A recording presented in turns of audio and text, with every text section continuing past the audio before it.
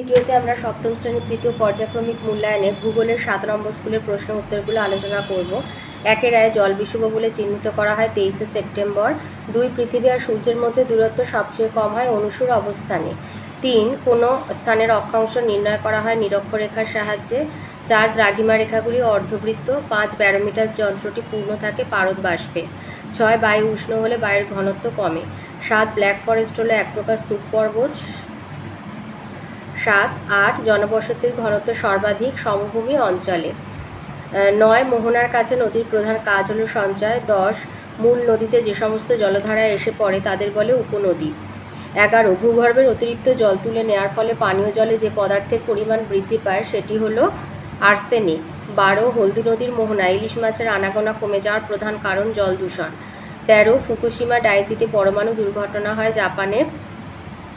14 মাটিতে জৈবরূপে পচনশীল হয় এমন বস্তুটি হলো প্লাস্টিক। 15 রুর অঞ্চলের প্রধান নদী হলো রাইন।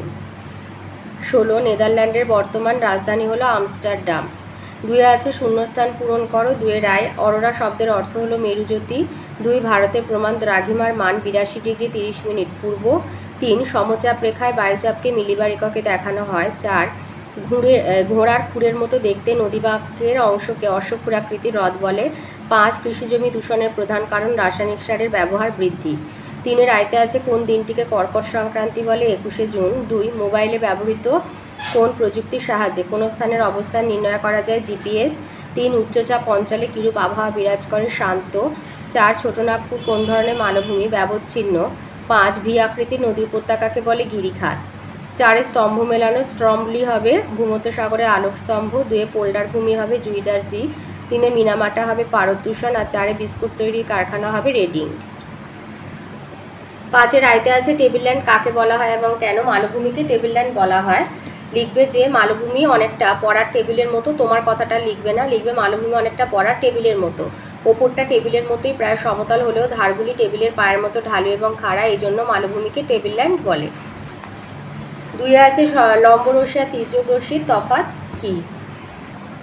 এই উত্তরটা লিখবে লম্বভাবে পতিত সূর্যরশ্মির তুলনায় তির্যকভাবে পতিত সূর্যরশ্মিতে উষ্ণতা কম হয়। এটা ব্যাখ্যা 1 হচ্ছে লম্বরশ্মি কম স্থানে ছড়িয়ে পড়ে তাই তার উষ্ণতা বেশি, অপরদিকে তির্যক রশ্মি বেশি জায়গা জুড়ে ছড়িয়ে পড়ে উষ্ণতা কম।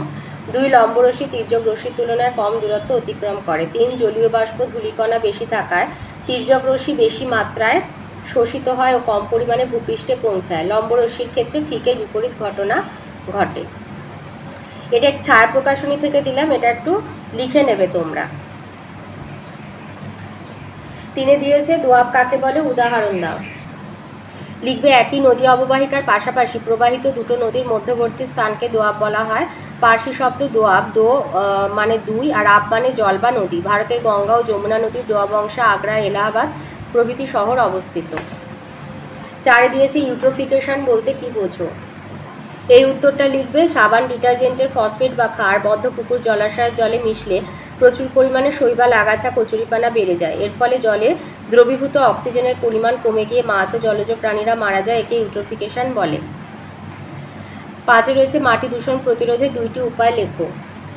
মাটি দূষণ প্রতিরোধে 2টো উপায়, এখান থেকে যে কোনো 2টো পয়েন্ট বলে দেবে। যে গৃহস্থালির বর্জ্য পদার্থ বা আবর্জনা সঠিক জায়গায় ফেলা। 2 পলিথিনের বদলে কাগজ বা পাটের থলের ব্যবহার।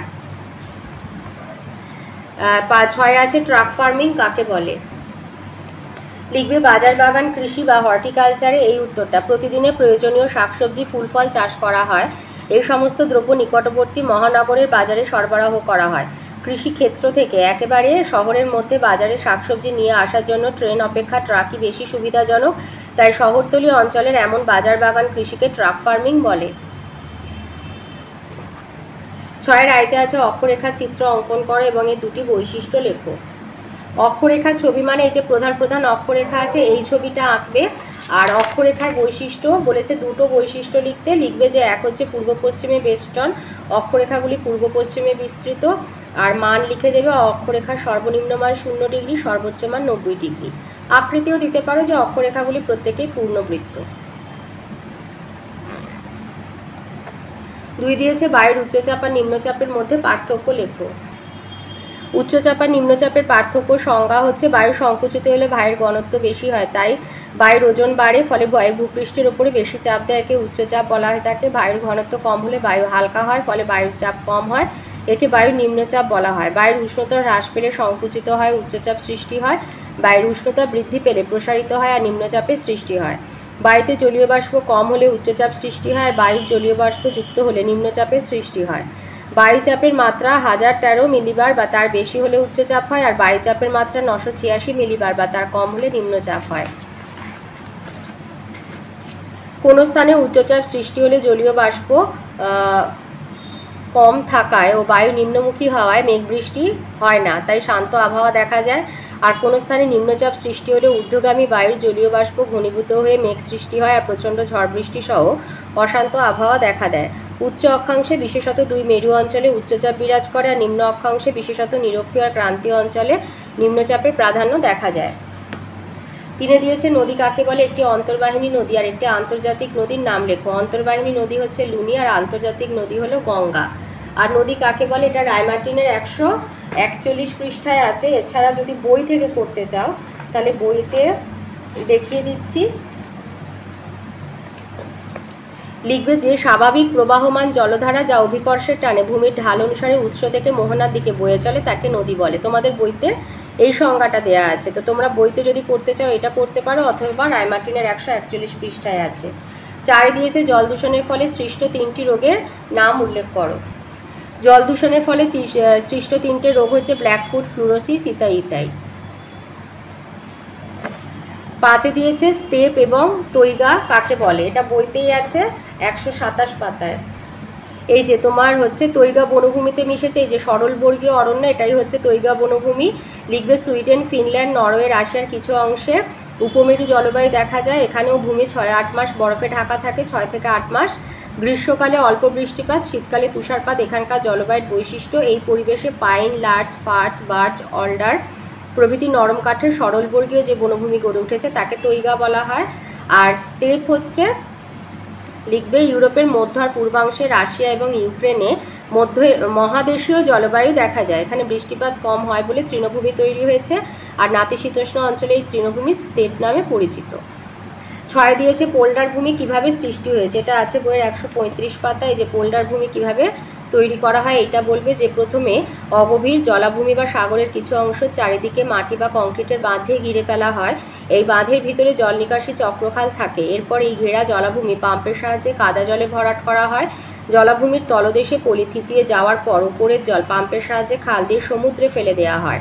তারপর পলি শুকিয়ে গেলে ওই জমিকে বেশ কয়েক বছর ফেলে রাখা হয় লবণমুক্ত করবার জন্য। অবশেষে জমিকে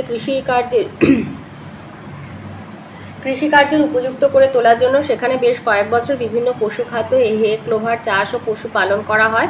পরে জমি কৃষির উপযুক্ত হলে বিট, ওট, সূর্যমুখী, টিউলিপ প্রভৃতি শস্য ও ফুলের চাষ শুরু হয়। 7 আছে আয়তে আছে ঋতু পরিবর্তন হয় কেন। লিখবে উষ্ণতার পার্থক্যের উপর ভিত্তি করে একটা বছরকে যে সময়কালে ভাগ করা হয় সেই প্রতিটা ভাগকে এক একটা ঋতু বলে। ঋতু প্রধানত 4টে, গ্রীষ্ম, শরৎ, শীত ও বসন্ত। এই 4টি ঋতু পর্যায়ক্রমে পরিবর্তিত হয়। কারণ হচ্ছে 1 পৃথিবীর গোলাকার আকৃতি। পৃথিবীর গোলাকার আকৃতির জন্য সূর্যরশ্মি কোথাও লম্বভাবে আর কোথাও তির্যকভাবে পড়ে। 2 হচ্ছে উত্তাপের পরিবর্তন। নিরক্ষীয় অঞ্চলে সূর্যরশ্মি সারা বছর প্রায় লম্বভাবে এবং মেরু অঞ্চলে তির্যকভাবে পড়ে। লম্বভাবে পতিত সূর্যকিরণ বায়ুস্তরকে সোজাসুজি ভেদ করে পৃথিবীর ওপর খুব কম স্থানে ছড়িয়ে পড়ে। ফলে পৃথিবী পৃষ্ঠ ও বায়ুমণ্ডল বেশি উত্তপ্ত হয়ে পড়ে এবং আবহাওয়ার গ্রীষ্মের প্রভাব বা গ্রীষ্মের ভাব স্পষ্ট হয়। অন্যদিকে তির্যকভাবে পতিত সূর্যকিরণ বেশি বায়ুস্তর ভেদ করে আসে আর ভূপৃষ্ঠের ওপরে বেশি জায়গায় ছড়িয়ে পড়ে বলে ভূপৃষ্ঠ আর বায়ুমণ্ডল কম উত্তপ্ত হয় এবং আবহাওয়ার শীতল ভাব অনুভূত হয়। এটাও কিন্তু তোমার লম্ব সূর্যরশ্মি আর তির্যক সূর্যরশ্মির পার্থক্য, এটাও তোমরা লিখে দিতে পারো। 3 বলেছে পৃথিবীর মেরুরেখা 66.5 ডিগ্রি কোণে হেলে অবস্থান। এর ফলে পর্যায়ক্রমে কখনো উত্তর গোলার্ধ কখনো দক্ষিণ গোলার্ধ সূর্যের দিকে হেলে পড়ে। যখন যে গোলার্ধ সূর্যের দিকে হেলে পড়ে সেই গোলার্ধে উষ্ণতা বেশি হয়, গ্রীষ্মকাল হয়, বিপরীত গোলার্ধে শীতকাল হয় উষ্ণতা কম থাকার জন্য। 4 দিয়েছে পৃথিবীর উপবৃত্তাকার কক্ষপথ। পৃথিবীর কক্ষপথটি উপবৃত্তাকার হওয়ার জন্য পৃথিবী থেকে সূর্যের দূরত্ব সর্বদা সমান থাকে না, ফলে উষ্ণতার তারতম্য স্বরূপ পরিবর্তন ঘটে। আর দিন ও রাত্রির হ্রাস বৃদ্ধির জন্য উত্তাপের হ্রাস বৃদ্ধি। সূর্য যখন পৃথিবীর যে গোলার্ধে অবস্থান করে তখন সেই গোলার্ধে সূর্যরশ্মি অপেক্ষাকৃত লম্বভাবে পড়ে, ফলে দিন বড় রাত্রি ছোট হয়। বিপরীত গোলার্ধে ঠিক এর বিপরীত অবস্থার সৃষ্টি হয়। দিনের বেলা পৃথিবী সূর্য থেকে যে তাপ গ্রহণ করে ওই তাপে ভূপৃষ্ঠ আর বায়ুমণ্ডল উত্তপ্ত হয় এবং রাত্রে পৃথিবী ওই তাপ বিকিরণ করে শীতল হয়। যদি দিন বড় রাত্রি ছোট হয় তবে বড়দিনে পৃথিবী যে তাপ গ্রহণ করে ছোট রাতে তা পুরোটা বিকিরণ করতে না পারায় তাপ সঞ্চিত হয়ে আবহাওয়া উষ্ণ হয় এবং গ্রীষ্মকালীন আবহাওয়া পরিলক্ষিত হয়। অন্যদিকে দিন ছোট আর রাত্রি বড় হলে দিনের বেলা গৃহীত তাপের পুরোটাই বড় রাতে বিকীর্ণ হয়ে ঠান্ডা অনুভূত হয় আর শীতকালীন আবহাওয়া পরিলক্ষিত হয়। 7 2 নম্বর প্রশ্ন দিয়েছে বায়ুচাপের পার্থক্যের কারণগুলি আলোচনা করো। এই উত্তরটা লিখবে যে পৃথিবীর বিভিন্ন স্থানে নানা কারণে বায়ুচাপের তারতম্য হয়। সেই কারণগুলো এক হচ্ছে বায়ুর উষ্ণতার তারতম্য। বায়ু উত্তপ্ত হলে প্রসারিত এবং হালকা হয়, ফলে ওপরে উঠে যায়, অর্থাৎ বায়ুর উষ্ণতা বাড়লে বায়ুর চাপ কমে। অপরপক্ষে শীতল বায়ু সংকুচিত হয়ে ভারী হয়, এজন্য বায়ুর উষ্ণতা কমলে বায়ুর চাপ বাড়ে। 2 বায়ুতে জলীয় বাষ্পের তারতম্য। বায়ুতে জলীয় বাষ্পের পরিমাণ বায়ুচাপ নিয়ন্ত্রণ করে। জলীয় বাষ্প সাধারণ বায়ু অপেক্ষা হালকা বলে বায়ুতে জলীয় বাষ্প বেশি থাকলে বায়ুর চাপ কমে, এই কারণে বর্ষাকালে বায়ুর চাপ কম হয়। 3 হচ্ছে ভূপৃষ্ঠের উচ্চতা। বায়ুমণ্ডলের শতকরা প্রায় 90% উপাদানই যেহেতু ভূপৃষ্ঠ থেকে প্রায় 16 কিলোমিটার উচ্চতার মধ্যে অবস্থান করে, তাই ভূপৃষ্ঠ সংলগ্ন অঞ্চলে বায়ুর চাপ বেশি হয়। কিন্তু ভূপৃষ্ঠ থেকে যত ওপরে ওঠা যায় ততই বায়ুর ঘনত্ব কমে আর চাপ কমে যায়। উদাহরণস্বরূপ প্রতি 274 মিটার উচ্চতায় 34 মিলিবার বায়ুর চাপ কমে যায়।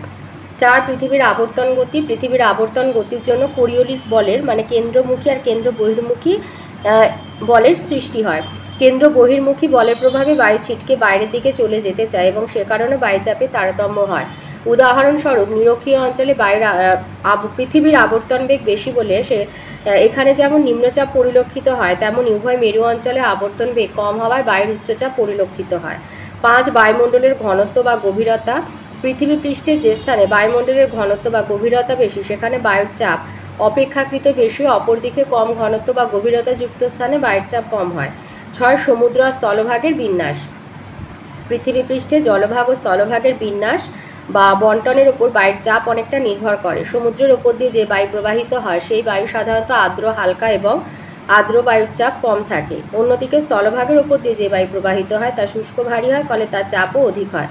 7 অভিকর্ষজ টান। অভিকর্ষজ টানের প্রভাবে চাপের তারতম্য ঘটে। পৃথিবীর যে স্থান কেন্দ্রের যত নিকটবর্তী সেই স্থানের অভিকর্ষজ টানের প্রভাব ততই বেশি। পৃথিবীর অভিগত গোলাকাকৃতি হওয়ায় মেরু অঞ্চলে বায়ুচাপ বেশি আর নিরক্ষীয় অঞ্চলে বায়ুচাপ কম। 7 3 নম্বর প্রশ্ন দিয়েছে নদী দ্বারা সৃষ্ট যে কোনো 3টি ভূমিরূপের সচিত্র বিবরণ দাও। আচ্ছা, নদী দ্বারা সৃষ্ট যে কোনো 3টে ভূমিরূপ যেহেতু বলেছে সেই জন্য উচ্চ গতি থেকে একটি ভূমিরূপ নেবে, মধ্যগতি এবং নিম্নগতি থেকে একটি ভূমিরূপ নেবে। তো যেমন হচ্ছে উচ্চ গতিতে হচ্ছে আই আর ভি আকৃতির উপত্যকা, তো এইটার থেকে এই ছবিটা নেবে, এই ছবিটা আঁকবে, আর লেখাটা এখানে এই গিরিখাত বা ক্যানিয়ন এইটা নেবে। যে নদীর পার্বত্য প্রবাহে যদি পার্বত্য অঞ্চলে কোনো শিলাস্তর অপেক্ষাকৃত কম কঠিন হয় এবং সেই অঞ্চলে বৃষ্টিপাত যদি বেশি হয় তাহলে সেখানে নদী পাশের দিকে ক্রমশ ক্ষয় সাধন করতে থাকে। এর ফলে নদী উপত্যকা সংকীর্ণ আর গভীর আকার ধারণ করে। তখন এই উপত্যকাকে দেখতে অনেকটা ইংরাজি ভি অক্ষরের মতো হয়। পার্বত্য প্রবাহে ইংরাজি ভি আকৃতির নদী উপত্যকা অত্যন্ত গভীর আর সংকীর্ণ হলে তাকে গিরিখাত বলে, যেমন নেপালের কালীগণ্ডকী নদীর গিরিখাত যা পৃথিবীর গভীরতম গিরিখাত।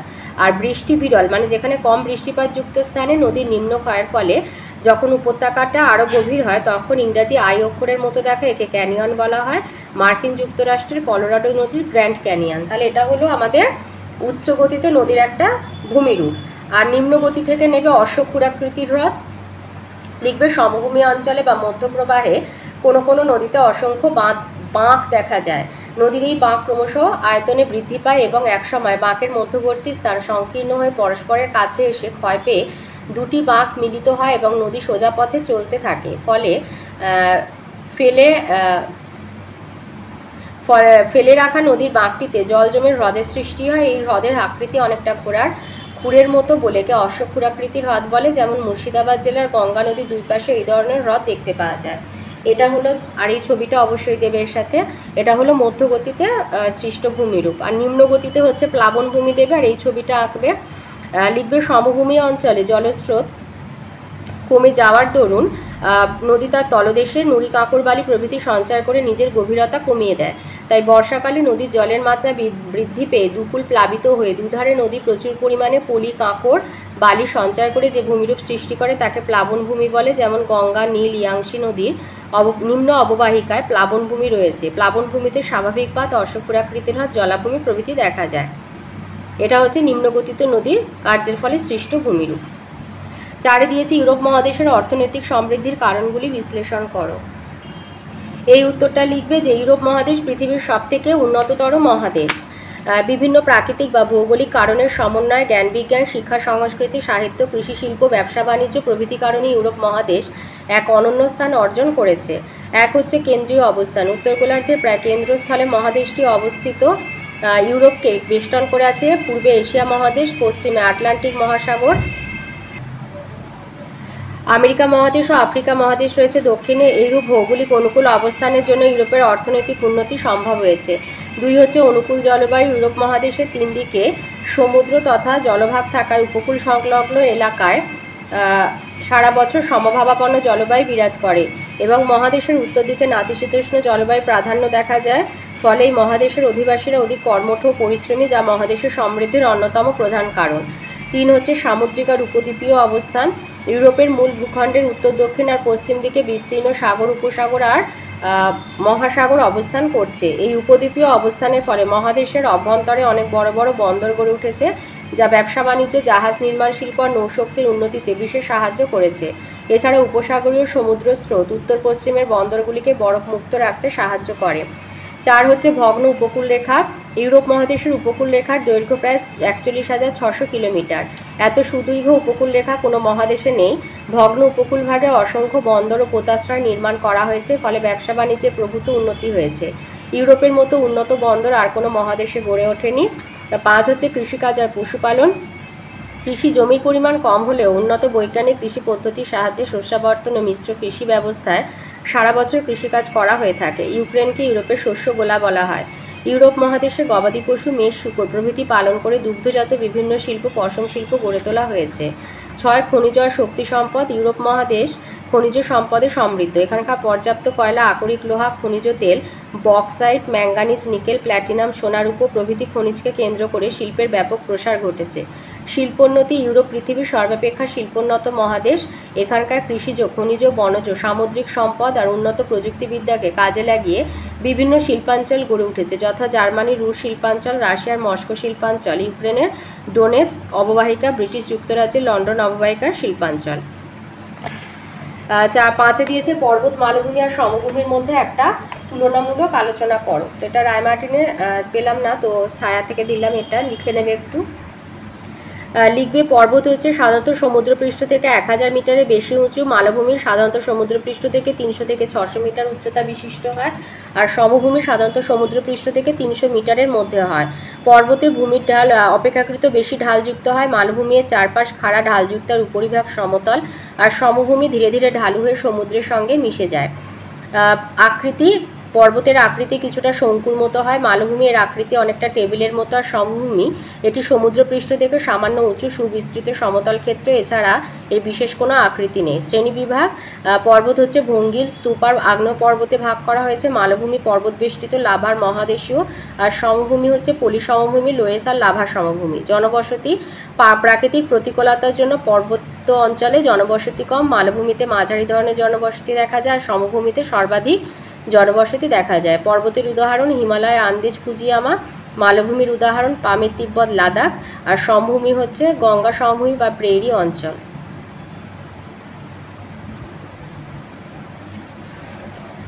8 দিয়েছে কয়েকটি ম্যাপ পয়েন্টিং দিয়েছে। লন্ডন, ভলগা নদী, রুশ শিল্পাঞ্চল, ল্যাডোগা হ্রদ আর আল্পস পর্বতমালা। তো ইউরোপের এমনি খালি যে ব্ল্যাঙ্ক ম্যাপগুলো দোকানে কিনতে পাওয়া যায়, বই দোকানে, তো সেখান থেকে কিনে নেবে। আর আমি তোমাদেরকে এমনি পয়েন্টিংটা দেখিয়ে দিচ্ছি, তো তোমরা একটু প্র্যাকটিস করে নেবে ওগুলো। যেমন প্রথমে আছে তোমাদের হচ্ছে লন্ডন।